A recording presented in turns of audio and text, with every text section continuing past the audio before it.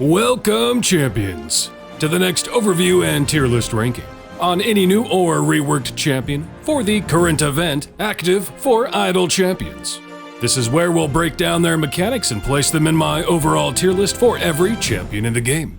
Quick reminder to check out my Twitch channel of the same name, where I cover idle champions content the same day I publish a video, as well as any other game we might be playing at the time. So if you're watching this right now when I published it, I'll be live right now. Stop in and say hi. Oh, and before we get into it, I want to move Eliwick up on the old tier list. Now that I've had more time with her, and they ended up ironing out and making her stack correctly, she really is just that important for gem farming, climbing to the bottom of S. Her gem gains are wild, and she can be set up as the best gold find for her seat, and is a decent scaling gold find since her cards are multiplicative, and offers decent buffing. Maybe not a main pushing formation champion, but 100% should be utilized. If you don't care about gems, I guess you won't care about her, but you should. Anyway, we're back to one new champion and one reworked champion this time around, but we're getting staggered releases again. So I'll be covering one champion in this video, and then the reworked champion in a video in a week when those reworks are introduced. That means in this video, we're going to cover the new champion, Bobby, the chaotic good human barbarian in Seat 12, who is the newest member of the Saturday morning squad. He serves as a DPS and support. Now, will he be the affiliation's dedicated DPS? Well, we'll have to wait and find out once they release them all. But so far, it's what the affiliation has to work with. As a DPS, his attacks are rather simple actually. He will swing one hit on the closest enemy with his base attack, and his ultimate will also hit once, but target all enemies on screen, knocking them up and stunning them for 5 seconds. His main source of damage comes from Charge into Battle, where he increases his damage by 100% for each column behind him, stacking multiplicatively. The equipment tied to this ability also scales the Prestack, which is always ideal. A quick summary for those who don't know, as I do get this question somewhat often, there is a big difference between stacking additively, multiplicatively, and whether the equipment boosts the Poststack or the Prestack. Taking this ability at its base of 100%, let's say we have a formation where he has 5 columns behind him, like his event formation here. If this ability was additive, he would be increasing his damage by 500%, as you're just adding the 5 instances of the buff together. If it was multiplicative, which it is, we'd multiply those together instead, giving us the greater buff of 3,100%. Now, you might be thinking, but 100 to the power of 5 should be more than that. Not quite how the math works in this game. As we're multiplying percents, this game implements another step, where you have to take any percent you're multiplying, divided by 100, add 1, then do the calculation, subtract 1, then at the end, multiply it by 100. So in this case, 100 divided by 100 plus 1 equals 2. 2 to the power of 5, because of the 5 columns multiplying together, is 32. Minus that by 1 for 31, times 100 at the end for 3,100. Much better than the alternative of 500. So then what about Prestack versus Poststack? That comes down to the equipment tied to an ability, which is a bonus on top of the ability itself. If it's a Poststack buff, which is the standard, that means we're building up one flat number to multiply at the end of the formation ability. But if we're Prestack, that means any scaling will be affecting the base number of that 100% directly, instead of building up a number to multiply at the end. So all item levels invested into a champion with a Prestack will be that much more beneficial, as that 100% we're multiplying together from the very beginning will be going up directly, resulting in a better buff as a whole at the end. In this case, we have both multiplicative and Prestack, the most ideal. And at the end of the day, you can just live by the basic rule of multiplicative is better than additive, Prestack is better than Poststack. Now, the problem with this ability is that while it's Prestack and multiplicative, you can only get so many stacks. You can get 5 stacks in this event formation like I said, but formations can get as low as 2 stacks in a 3-column formation. But on average, you'll be working with 3 to 4. That's not a great base amount of stacks to work with for an ability like this, but at least we're not done scaling it up yet. He also has the formation ability, Now We're Talking, where whenever Bobby lands a critical hit, the effect of charge into battle is increased by 100%, stacking multiplicatively 10 times and resetting when you change areas. Note that Bobby does have a higher base critical hit chance at 20% to help with this, and therefore will also benefit from any increases to critical chance because of this, which does synergize a bit with Strongheart, who, while isn't an official member of the Saturday Morning Squad, is a bit of an honorary member, no pun intended. Now, this ability is multiplicative, like I said. However, what's more important is this is also an increase to the Prestack of charge into battle. You can see why I wanted to reiterate what Prestack means. It's a bit more rare for a formation ability to directly increase the Prestack of another formation ability. That's usually reserved for equipment, but it does happen, like we recently saw with Esmeralda. Still, charge into battle will see some massive gains to its Prestack through both his formation abilities and equipment scaling. But he also has Uni the Unicorn. This will have Uni take a place next to Bobby, where she increases the damage of Bobby and all other champions next to her by 100%. If Uni from Dungeon Master is also active in your formation, it will further be increased by 400%. This is a nice little nod to Dungeon Master being tied to the Saturday Morning Squad.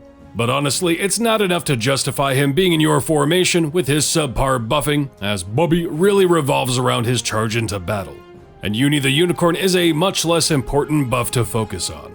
As a member of the Saturday Morning Squad, Bobby comes with his own scavenging mechanic, in Scales of Tiamat Scavenger, where he can help scavenge up to 5,000 Scales of Tiamat from boss loot sacks.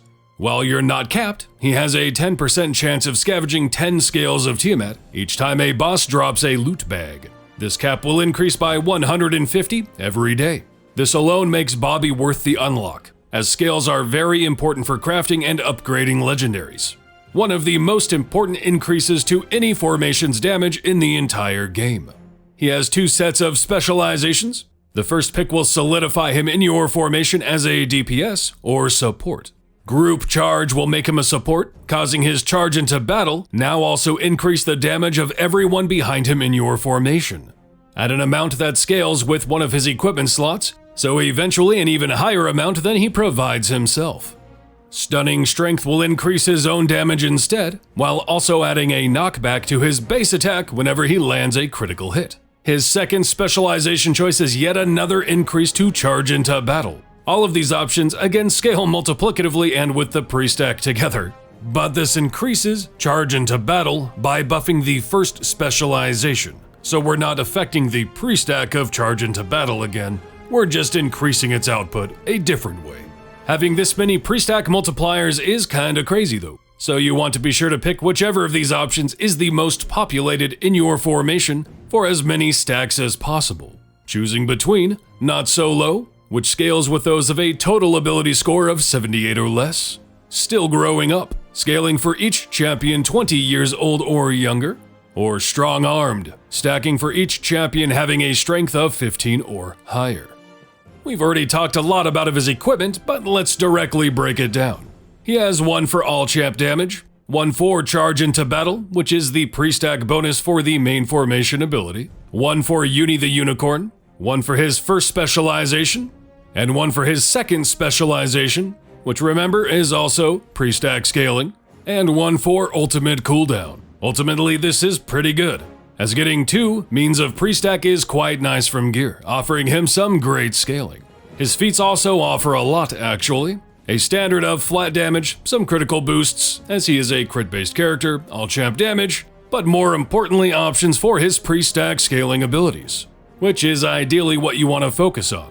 But also very importantly, his event feat, rewarded for completing Tier 3, Barbarian Strength, which doubles his Now We're Talking stacks. This will make 20 potential stacks for Now We're Talking. And since it stacks multiplicatively and then directly affects the Prestack of charge into battle, we're talking a pretty hefty boost. Now what about his achievement and adventure variants? His achievement is incredibly simple and will just take a little time. It requires you to complete 5,000 areas with Bobby in the frontmost column, which you'll want to be doing anyway if you're using him. In all of his variations you will be forced to use Bobby, but he will be movable in all of them. The first variant will only allow champions in the front 2 columns to be able to deal damage. So throw Bobby in the front, and if you're not using him as your DPS, have your damage dealer in the second column. Pretty easy. The second variant will start Bobby unlocked with Uni the Unicorn, and only champions affected by it can deal damage. So either have your DPS adjacent to Bobby, or have Valentine adjacent to him and spread it to your DPS, or have Artemis observe it from someone else, etc, etc. However, Silvermane will take up 3 of your formation slots. This is actually a fairly heavy restriction, so you're going to have to work around not having those 3 formation slots. And you'll also be attacked by 1 to 2 wolves with each wave that don't count for dropping gold or quest progression. And also, a boss at area 25 and 50, Kellic, also attacks as an additional boss. The third will cause Venger to arrive as an additional boss that must be defeated on every boss area. You'll only be able to use champions that qualify for one of his second specialization options. That means only those with 15 strength or higher, 20 years old or younger, or a total ability score of 78 or lower. This is a bit restrictive, but unless you're a very new account, it shouldn't be too much of an issue. Even if you're fairly new, the entirety of the absolute adversaries qualifies here, which is what a lot of people are using right now. Now, what about his availability? That's where things start falling apart for old Bobby. He is only available for Mert and Elminster as far as patrons go, and is locked out of 3 of the 6 Day 1 Trials restrictions. He has just straight up bad availability. So is he ever a DPS I'd recommend making your main DPS? No, not at all. 3 Day 1 Trials lockouts is far too severe for a main DPS. Now maybe one day that'll change. Maybe Dungeon Master will get a rework where he can target the Saturday morning squad. Or maybe someone in that affiliation in the future can bring in others from that affiliation to join in the adventure, but as it is now with Bobby and his base availability, is poop. Now who does he work with? Well, other than his own affiliation, which isn't quite taking off fully yet, there is some massive potential in an Artemis team. Seat 12 is home to Zorbu, a standout for Artemis. But as time has gone on, Zorbu's buff has been lacking a little bit comparatively. Now enter Bobby, a DPS with 2 positional formation abilities to observe, one that can be boosted quite high. I'd say he's an instant slot in an Artemis formation, but there are also some problems. 1. Zorbu has great availability, so how often is Bobby going to be available over Zorbu? Not as often as you'd probably hope. 2. Bobby is naturally very clunky. He's not a tank, but he wants to be in the very front of your formation. He also relies on critically striking to stack up his positional, which is a bit of RNG, but not terrible. That being said, if you're looking for just raw numbers to get the biggest number possible when Bobby is available, he will be better than Zorbu for Artemis. Now who else is he usable for? Well, he qualifies for Kron's Survival of the Fittest. He's a double positional for Warduke, though that would make his positioning even more clunky, since you don't want Warduke behind him, but you want Bobby in the front. So ideally, they'd both be in the front, but then you don't want them adjacent for the unipositional. So an instance where they are both in the front, where the front column has 3 slots, is the most ideal. Bobby is a bit of a strange one, honestly. Overall, his numbers have the potential to perform really well, but he varies based on the amount of columns in the formation, and wants to be in the very front even though he's not a tank, and has bad availability. Both of these negatives have the potential to be negated in the future though. Like I said, if we get a tweak from DM and he can target the affiliation, or someone else in the affiliation is released and can pull him in, but also, we don't have a Saturday morning squad tank yet, which if anyone is likely going to be Eric. There is an opportunity here to make a unique tank that actually does not want to be in the front and instead defends those in the front, which would then make sense for having Bobby take the front line. That being said, those are all what ifs. Right now, Bobby is good, but also struggles in some aspects. We cannot deny his numbers and potential synergy with the top performing DPS, but also he needs to take a hit for his availability. A-. Also because regardless of everything else, whether you use him or not in your formation actively, his scavenge ability is worth the unlock to get those scales flowing in. Now let's take a look at this event's roster and see who might be a good pick for flex slots. To be honest, this event is a bit of a dud. Stokey, Farida, and Corazon in particular are at the very bottom, all in need of reworks of their own to be quite honest.